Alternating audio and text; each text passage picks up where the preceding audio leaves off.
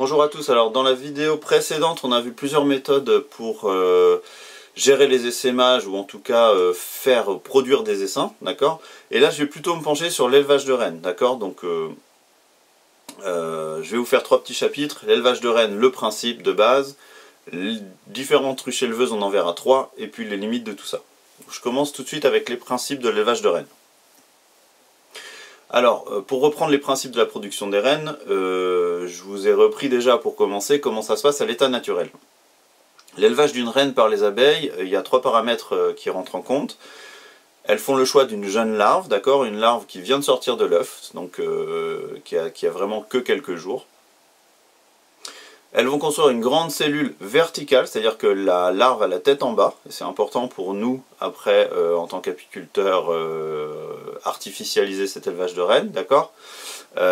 Cette grande cellule verticale, ça veut dire que la larve, au lieu d'être dans les rayons sur le côté de manière horizontale, comme toutes les autres larves, et bien ces larves-là, elles vont avoir un développement vertical, et ça nous permet un peu de guider l'élevage des rennes.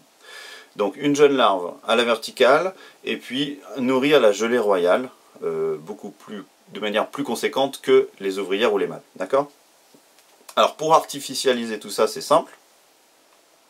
On va orpheliner une colonie, il faut qu'il y ait un sentiment d'orphelinage, hein, pour qu'elles aient envie de reproduire une reine. Il faut une population forte, parce que plus vous allez avoir d'abeilles dans votre ruche éleveuse, plus elle va être à même de produire une reine, ou des reines même.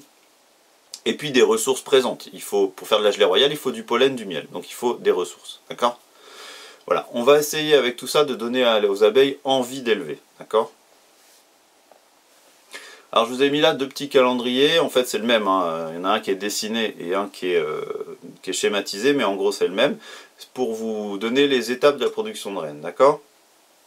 Alors je vous ai mis les deux étapes importantes, il y en aurait d'autres à insérer entre, il y a plein de possibilités, mais on va partir sur du simple pour que tout le monde comprenne bien comment ça peut se passer. En haut là, dans ma petite frise, j'ai les œufs. Les œufs, ça dure 3 jours, d'accord? Et donc 4e et 5e jour, on va être sur une larve, d'accord? Et c'est là qu'on va intervenir pour ce que je vous ai mis, le greffage, d'accord? Donc ce greffage là, nous on va l'appeler jour 0 en apiculture parce que c'est le jour où nous on va agir, mais c'est le 4e ou 5e jour de vie de l'œuf d'abeille, quoi. Hein. Il y a 3 jours d'œuf, et puis s'il devient une larve le 4e jour, il est clos, hein, en gros, et puis cette larve elle va rester larve environ 2 jours pour, si on veut optimiser, quoi. On peut greffer plus gros mais c'est pas forcément très bien. Donc à ce stade 4e, 5e jour, on va faire ce qu'on appelle le greffage, c'est-à-dire on va prélever cette larve toute neuve qui vient d'éclore, on va la prélever et puis on va la donner, comment on va voir après, mais on va la donner à une éleveuse orpheline pour qu'elle puisse faire une reine avec cette larve, d'accord? Alors il faut savoir que n'importe quelle larve d'ouvrière peut donner une reine, hein, d'accord? Alors les jours vont se dérouler, d'accord, et puis la larve est nourrie à la gelée royale, elle devient une nymphe, et puis elle va naître au 16e jour, d'accord.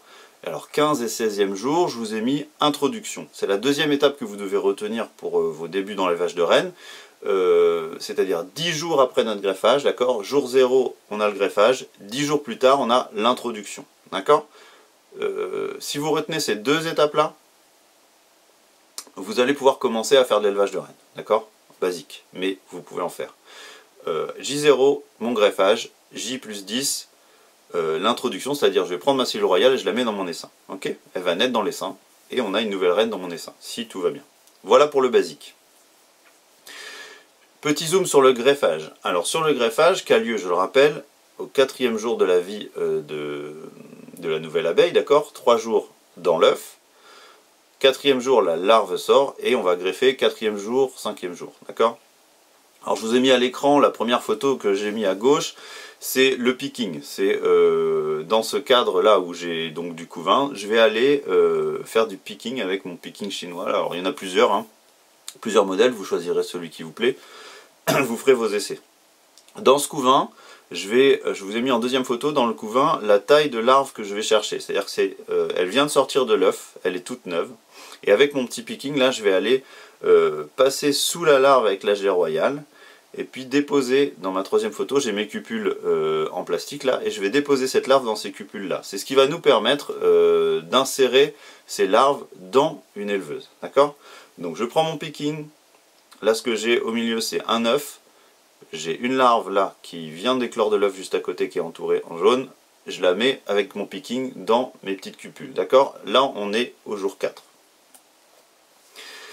Là, je vais mettre ce cadre avec mes cupules en photo 1 dans mon éleveuse, d'accord, le jour même. Hein. Et puis, 10 jours plus tard, j'ai ma deuxième étape importante qui va être l'introduction. Parce qu'en fait, pendant ces 10 jours, mon éleveuse orpheline, elle a élevé des reines et on voit qu'on a une cellule qui est faite, là, une cellule en cire qui est faite à la verticale sur ma petite cellule sur laquelle j'ai greffé en photo 2, d'accord? Et sur ma troisième photo, c'est une introduction, donc j'ai pris un cadre avec des abeilles dans mon essaim, et puis j'ai mis comme ça, j'ai fixé avec les petites ailettes de la cupule en plastique, la cellule de reine à la verticale, comme ça, juste au-dessus du couvain. Voilà, ça c'est l'introduction, c'est assez simple. Hein. J'ai des vidéos aussi là-dessus plus spécifiques, vous pourrez aller voir, mais en gros vous avez le greffage, l'introduction, vous avez vos deux étapes importantes. Maintenant je vais passer aux ruches éleveuses parce qu'il y a plusieurs manières de faire des ruches éleveuses, d'accord? Le plus simple, et ce que vous ferez quand vous commencerez, je pense, c'est l'éleveuse orpheline. Alors c'est simple, pourquoi? Vous allez prendre une belle colonie, et vous allez juste prélever la reine. Donc moi ce que je fais souvent c'est que je prends un cadre avec miel, pollen du couvain, des abeilles dessus, la reine, donc je vous ai mis une flèche sur ce cadre là pour voir la reine, et vous allez enlever, mettre dans une ruchette et mettre dans un autre rucher, d'accord? Donc vous vous retrouvez avec une ruche sur 9 cadres, qui est très populeuse, avec et orpheline puisqu'elle a plus de reine, d'accord? Et il faut évidemment qu'elle ait des ressources, alors je le précise toujours, hein, c'est un peu lourd, mais je suis désolé, c'est important. Du pollen, du miel, il en faut absolument. Surtout pour élever des rennes au sirop, c'est pas forcément une bonne chose. Donc si vous avez du pollen et du miel dans la ruche éleveuse, c'est l'idéal, c'est ce qu'il faut. Et ensuite on part sur un greffage, et on va donner à cette ruche éleveuse des larves à produire, d'accord? Bon, ça c'est pour la théorie simple. Parce que ma ruche éleveuse, elle va avoir envie de faire ses propres reines, d'accord? Donc dans les 6-7 jours où vous avez orpheliné, après l'orphelinage de cette ruche, vous pouvez passer et faire le tour de tous les cadres pour enlever les cellules royales qu'elle aura faites. Sinon elle aura envie de partir avec son essaim à elle, ou refaire sa propre reine, qui tuera donc les reines que vous intégrez, hein, d'accord? Donc il faut vraiment que ce soit une ruche qui ne peut pas produire de reines, ok? Bon, bref, cette orpheline, les avantages, c'est qu'elle est simple à mettre en place et qu'il y a une mise en place ponctuelle possible. C'est-à-dire que c'est rapide. Vous trouvez une reine dans une colonie, vous pouvez l'extraire avec un cadre et vous pouvez tout de suite lancer un élevage, tout de suite, ou une semaine après si vous voulez être sûr qu'elle ait fini de faire ses cellules royales. Mais c'est quelque chose qui est fait à la demande, qui peut être fait ponctuellement dans une saison si vous avez un besoin spécifique. L'inconvénient, c'est que c'est limité dans le temps. Une fois que vous avez fait 3 greffages sur cette ruche, elle va s'épuiser, il n'y a plus beaucoup de nourrice. Alors à moins de ramener des cadres et des abeilles d'une autre colonie, mais sinon ça s'épuise assez vite, et puis elle va devenir agressive assez rapidement, cette ruche orpheline, d'accord? Bon, c'est les limites de cette méthode-là. Mais pour commencer, c'est le plus simple, et je vous conseille de partir là-dessus pour votre première éleveuse. Après, il y a des modèles d'éleveuses, ce qu'on appelle en starter finisher. Là c'est l'éleveuse horizontale, donc c'est une éleveuse où on va séparer en deux, il y a 2 compartiments dans l'éleveuse, ça peut être 5 cadres de chaque côté, ça peut être 6-4, enfin il n'y a pas de... ça c'est pas un souci. Et le principe c'est d'avoir un côté qui va être orphelin, donc sans la reine, et puis un côté qui va avoir sa reine, d'accord? Et le principe de ça, c'est qu'on va pouvoir soit avoir une partition où il y a une grille à reine, sous cette partition on peut aussi glisser une cloison qui ferme complètement, qui isole les 2 côtés, d'accord? Alors, cet élevage en 2 parties, il est intéressant, pourquoi? Pour faire passer une belle population d'abeilles dans le côté orphelin, alors ça va être à base d'enfumage par exemple, hein, et ce côté orphelin, on va le fermer juste le jour du greffage, d'accord? Donc on a un côté qui va se sentir très orphelin, qui va être assez populeux. On lui met les cadres où on a greffé, d'accord, le jour du greffage. Et puis elles vont commencer à élever nos reines en 48 heures. Et puis au bout de 48 heures, on va pouvoir ouvrir cette cloison. Et puis les abeilles vont pouvoir recirculer. Mais la reine, elle, ne pourra pas passer de votre côté orphelin, puisqu'il y a une grille à reine. Et elle ne pourra pas tuer vos cellules royales qui vont être finies d'être construites, donc finisseurs, hein, on passe en mode finisseur. Et voilà, donc ça permet d'avoir, plusieurs choses, cette ruche éleveuse en horizontale, c'est que au fur et à mesure que votre côté orphelin va s'épuiser en abeilles, et bien là il y a le passage des ouvrières d'un côté à l'autre qui peut pallier à ça, et puis même si vous pouvez également changer les cadres, vous prenez les cadres vides où les abeilles sont nées, vous les remettez dans la ruche côté reine, et puis vous allez extraire du couvain d'abeilles du côté reine, et puis le remettre dans le côté orphelin. Vous pouvez switcher les cadres comme ça, d'accord? Donc ça vous fait durer cette ruche dans la saison. C'est-à-dire que c'est une ruche éleveuse comme ça, vous pouvez, s'il n'y a pas de problème d'essaimage, s'il n'y a pas de problème de mortalité, etc., vous pouvez la garder toute la saison pour produire, hein, d'accord? Donc ça peut être intéressant. Bon, c'est une façon de faire. Les inconvénients, c'est qu'il faut surveiller. Le côté reine, il va avoir envie d'essaimer à un moment parce que vous avez pris une belle colonie, donc il y a quand même une surveillance, c'est-à-dire surveillance, ça veut dire on prend les cadres et puis on regarde s'il n'y a pas une cellule royale, et s'il y en a, on les détruit. Hein. Donc ça, c'est quand même le côté un petit peu contraignant de la méthode, et puis complexité du calendrier, c'est-à-dire qu'il faut vraiment être présent pour surveiller l'essaimage, pour remettre du couvain d'un côté et de l'autre. Voilà, c'est un peu plus compliqué qu'une orpheline, mais ça reste quelque chose qui peut être fait sans beaucoup de bricolage, quoi. Voilà. Alors la version verticale de cette méthode-là, c'est ce qu'on appelle le plateau cloaque. Alors ça, c'est une méthode que j'ai assez pratiquée, que j'aimais bien quand je faisais beaucoup de rennes.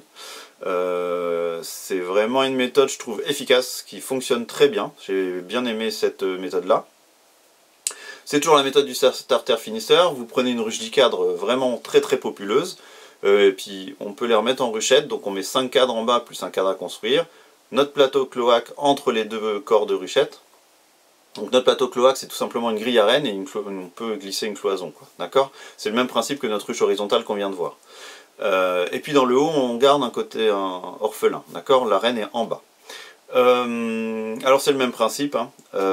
Starter finisseur, donc on va faire la cloison, on va bloquer on va cloisonner entre les deux parties le temps que les larves soient prises en charge le jour de notre greffage, pendant 48 heures. Et puis on rouvre après, ça fait finisseur, donc il y a passage des abeilles du haut en bas. Et du bas en haut.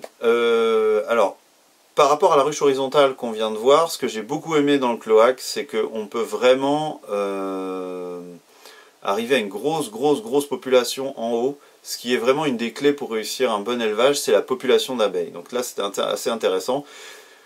C'est-à-dire qu'avant de fermer ma cloison le jour du greffage, eh ben, on enfume très fort en bas, et on va faire monter vraiment beaucoup d'abeilles en haut. Ce qui d'une part passe un peu l'envie d'essaimer à la partie basse, hein, qui est quand même populeuse, et puis va vraiment faciliter l'élevage là-haut, d'accord? Donc avant de fermer, le gros coup d'enfumage en bas, c'est vraiment assez efficace, et on a vraiment des bons résultats avec ce plateau cloaque. Bon, moi j'aimais bien ça. Et les résultats réguliers, ouais, on a vraiment des bons résultats, quoi. Il y avait des bons greffages, quoi. L'inconvénient, c'est la surveillance des étages. On est obligé de chaque semaine de craquer notre étage là et d'aller vérifier en bas qu'il n'y a pas de cellule royale. Ça, c'est un peu le problème, mais ça reste quelque chose de faisable et d'assez simple à faire. Voilà. Alors, l'élevage de rennes, les limites. Alors, parce qu'il y a des limites.